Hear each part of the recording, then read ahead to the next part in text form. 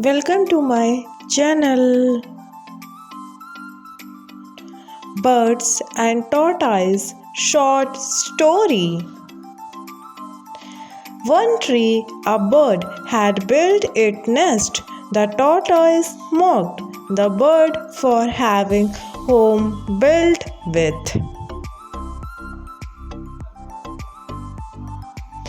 broken twigs which it had to build itself. He bragged about his own.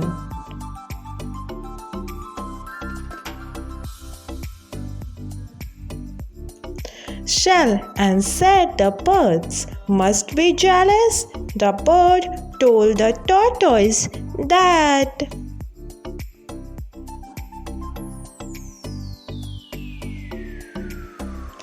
its nest might be shady, but it had space for its friendship and family. At the same time, the tortoise shell could never accommodate it.